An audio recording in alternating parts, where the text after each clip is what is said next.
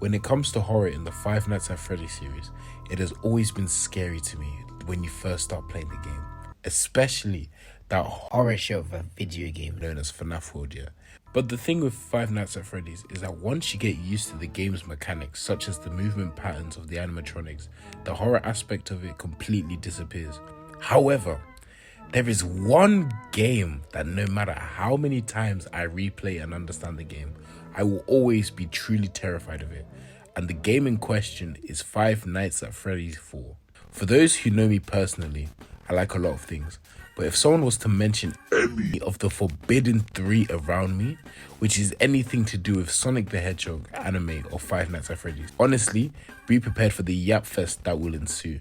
Not even the combined forces of William Afton with the 7 Dragon Balls and 7 Chaos Emeralds would be enough to stop me. Anyway, the point I'm getting at is that when it comes to FNAF, I've always had a deep love for the series, ever since the first game came out in 2014. What's funny is that I was so obsessed with the series and scared of it at the same time. Scott Cawthon, honestly, my man had me doing up night shifts in my room, staying up until 6 AM when the first game came out. It's counterintuitive, yes I know, but I was a bizarre child growing up. But one thing that has remained the same no matter what, whether I'm scared of the game or not, is that the fear will always pass eventually. That was something I was confident about, up until Five Nights at Freddy's 4. One thing I could never wrap my head around here is why? Why is Five Nights at Freddy's 4 so scary, bruv? What is it about the game that makes it stand out from the rest? Is it the nightmarish design of the animatronics? To the point that even at 20 years of age, I still feel chills and spooks whenever I play it. The game is too easy. And people telling me it's hard. What? Banging this out like, hello Chica, alright, I'm just gonna leave you.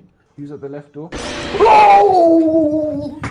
In today's video, that is what I will explore, as I think cracking this down is the key to understanding how Scott Cawthon created such a scary game. Now, this video could become a whole podcast if I start going into the lore of the game and the bite of 83, if you know, you know. But to keep it short, I'll just explain the basic mechanics of the game, which is you are at home and you are being hunted down by 4, technically 5, animatronics. Now, with me being a FNAF fan as a child, I definitely have my delusions with me, but I managed to calm my delusions of the animatronics from the first 3 games hunting me, right? But, you know, I always thought there's absolutely no way they could possibly come to my house. That's stupid. Obviously, Scott Cawthon clearly heard my delusions and decided to make Five Nights at Freddy's 4. And now, yes, thank you, Scott, my delusions are running wild. Anyway, the usual suspects, Foxy, Chica, Bonnie and Freddy, follow you home and try to comfort you in your humble abode. The way to play is simple. To summarize as simply as I can put it, you close doors and flash animatronics, pause. I do want to say though, it is actually not that easy, and all because there are things you have to listen out for and look out for. But basically, that is how you play the game. When I say the designs of the animatronics are some of the most scary in the entire series, I do not say that lightly. The FNAF animatronic designs are actual nightmare fuel. They ain't called the nightmare animatronics for nothing, man. For comparison, yeah, this is Chica in FNAF 1, and this is Chica in FNAF 4. Now, if you're telling me, yeah, that I had to pick between one of these men to come for me and hunt me down for 5 nights in a row, 1 billion times out of 10, I'm picking the first one. Are you skunked? They all have creepy designs, yeah, but you must be William Afton level of crazy if you even begin to think for a second, yeah, that I would pick this bozo over FNAF 1 Chica. If I have to go out, at least let me get taken out by something cute and cuddly than this piece of filth, man. What makes it scarier, yeah, is that FNAF 1 Chica and all versions of her, they've never had the nerve to pull up to my house, bruv. But FNAF 4 Chica and her crew, they're about that lifestyle, man. I'm not trying to entangle with that, man. An animatronic left the pizzeria just to jump me. Do you know how crazy that is? And yes, for the diehard fans and nerds who are like me, before you continue, I do know that William Afton created the Wikilegion disc and all of that to keep crying challenge check. I'm just generalizing for the casual fans. This may be sent out to the wrong audience, man, so I gotta generalize. But from the large teeth in their mouth to the molding tears in their suits and the exposure of their endoskeletons, it's safe to say the FNAF 4 animatronics have one of the scariest designs in the entire series, without a doubt. Now, when the day I finally meet Scott Cawthon arrives, the first thing I'm doing is socking this nigga. First thing I'm doing is making bro apologize for the traumatizing experience he put me through, which was the way jump scares in Five Nights at Freddy's 4 work, because that is literally a drag and a half. In FNAF 4, yeah, unlike in previous installments, they just jump you when they arrive at the door, you know what I mean? But in FNAF 4, yeah, when you're fully immersed into the night, they wait for you to do something to jump you, which is jarring. This is terrifying to me because every time you flash a torch or turn around or look in the closet, there's that constant fear that you're about to lose the night and get packed up by these bozos. Outside the main game, which in my eyes are the first 5 nights, the game has an additional 3 nights you can complete.